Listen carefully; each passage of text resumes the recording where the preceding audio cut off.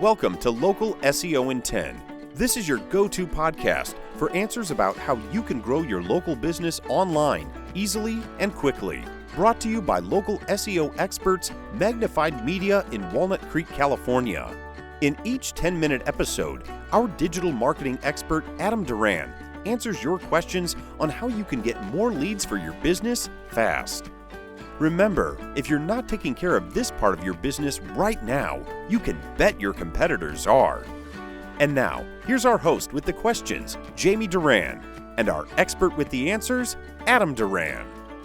Hello, Adam. Hey, Jamie. All right. How's your week going? Woo! Very, very busy. A lot of stuff. We were just talking. Yeah, a lot of stuff. But all good. All very fun.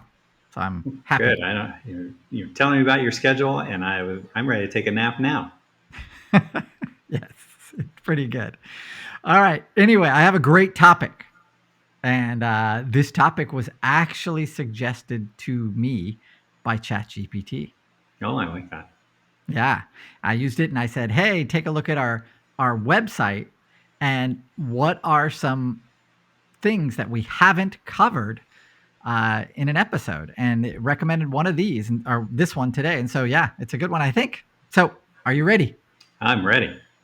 Okay. Did you know that in your Google business profile, there is a very little known and not very used tremendous ranking factor that you're probably not using or aware of? So today we're going to detail what that is and what you can do to maximize it.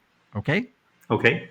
All right. It's called the products and services section of your Google business profile. So if you are a local business owner, good, you're listening to the right podcast, you can go to your Google business profile and you can check, you'll see a little icon for products and services. And so click on that and then you'll be taken to an amazing place, Jamie, where you can put in a bunch of information. So today we're going to detail what that is and how best to use that section.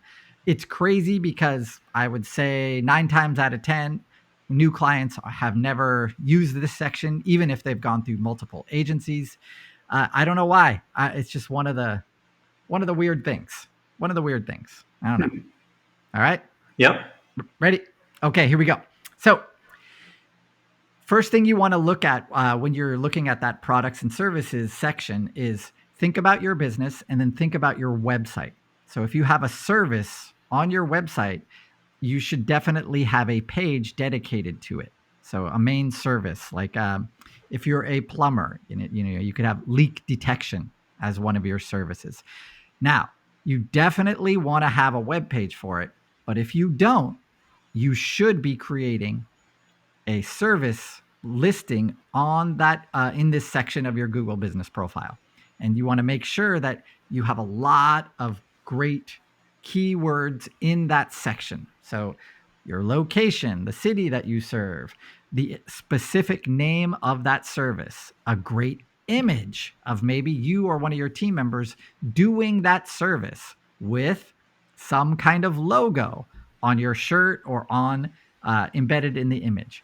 That goes a long way for ranking your Google business profile, so your business, for that service. So if you don't have a web page for it, create that service on your Google business profile. And if you do have a page, do it as well, and then link them together. On this, your Google services, on that service little panel, there is a place where you can click on this to learn more. That's where you would put that link. Make sense? Yeah, that makes sense. Yeah. Pretty easy, right? It's just crazy because you can max out. I mean, you can't max out this section. So you can add a ton of different services. And we recommend that you get really, really granular with this because they do have a ranking factor. And especially so if your competitors aren't using this section. So you can definitely use this to outrank them pretty quickly without like the technical skill of having to create that service page on your website. So that's why this is an easy place for you to do that and fast. So why not take advantage of it? Okay? Yep. All right. Questions on that one? No, I think that makes sense. All right. So in those service descriptions, when you're doing these, you definitely want to have your primary keywords, like whatever, leak detection, South San Francisco, something like that. Or you also want to have kind of different variations of that word. So think you got a leak, we can detect it, that kind of stuff. So that way you are not just limiting yourself to that keyword, but kind of different variations of it. All right. Yep. Also include some location language in there, make it kind of natural, of course, but cities that you want to target specifically for this service. You can use counties, but city names are better. Just understand that you only have about 300 characters or 300. It's very short, so 300 words about for these sections. So just try and keep it limited and understand that. All right. Yep. That's an awesome one. The other one that so sometimes your Google business profile won't have a service section. It'll have a products section. So even though, like, say, for example, our company, we don't have a service section, we have products.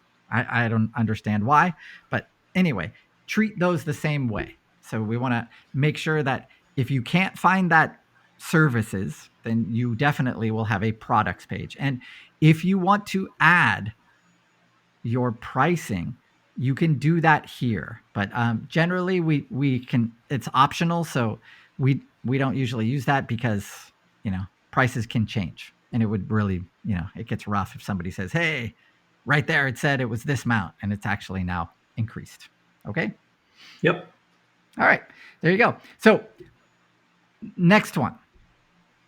If you have some kind of seasonality to your business, so you're